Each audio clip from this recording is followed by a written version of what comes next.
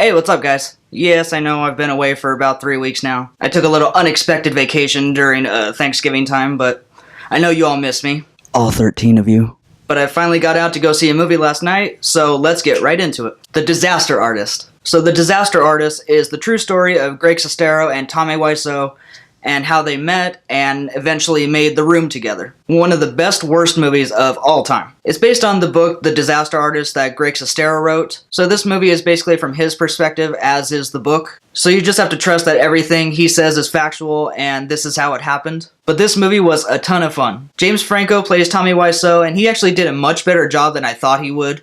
It was a lot more than just a parody of Tommy Wiseau. I thought he was the one that definitely carried this movie on his back. I was surprised. He actually brought a lot of heart and humanity to Tommy as a person, and he in this movie really made you care about Tommy. For instance, this isn't really a spoiler. I mean, it's the true story, so if you've read the book, you've kind of seen this movie. Towards the end, when Tommy and Greg are sitting in the theater for the premiere of The Room, everybody just starts laughing at his movie. And it's evident that he did put his heart and soul into this movie. Even though it is a bad movie, you still feel for the guy, like when he's crying and everything because everybody starts laughing at him, you really feel for him. You know, Tommy Wiseau is not a stupid man. He's definitely not a smart man either, but he's smart enough to know when somebody's making fun of him and is laughing at him instead of with him. Now, yes, The Room is not a good movie at all, except in the it's so bad it's good sort of way. But even though the reaction to The Room wasn't what Tommy was initially going for, I still think it was an influential movie in some ways and deserves some praise. I think that no matter what reaction a movie gets out of you, even if it isn't what the movie or the filmmakers were intending, at least it got some kind of reaction out of people rather than nothing, and it did its job, which is to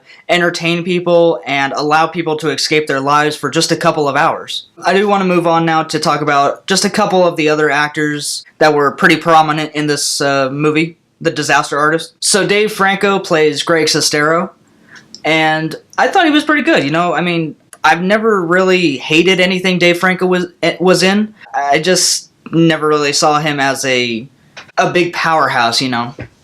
I don't know. He was serviceable enough as Greg Sestero. I will say one thing about Dave Franco in this movie, though. And it probably wasn't his fault, it was the makeup department, but this has to be said. So when The Room starts filming, Greg Sestero has a full beard, and halfway through he shaves it off and everything. But for the first half of filming The Room, he has this beard, and you could tell it is just the fakest beard ever. Now, I don't know if it was their intention to have it look so bad, to poke fun at Greg Sestero's actual beard in The Room or not, but it was just bad if it was not intentional. Alison Brie plays Greg Sestero's love interest, Amber, and yeah, she was fine too. She was good.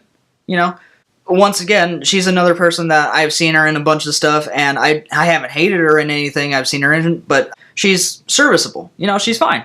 She was fine. And then there are a bunch of other celebrities in this movie that I had no idea were going to be in it. Obviously, James Franco has a lot of friends and a lot of connections. Because you had, let's see, Zac Efron, Josh Hutcherson, Ari Graynor as Lisa, Hannibal Buress, that one guy with the curly hair and the beard from How to Be Single, I forget his name, Judd Apatow, he makes an appearance. Sharon Stone is Greg Sestero's agent. Like, where the hell did she come from? But yeah, there were a lot more.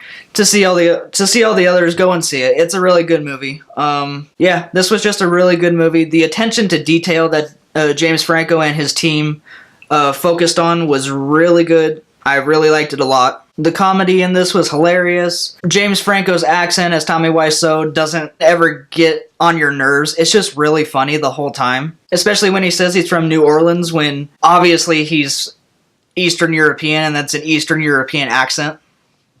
It's just stupid, but it's fucking funny.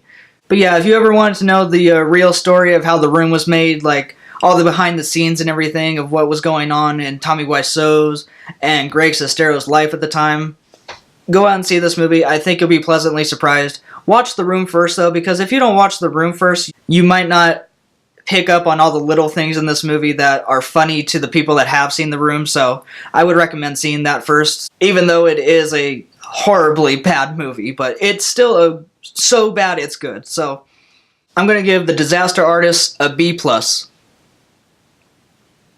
Alright guys, that's it for this week.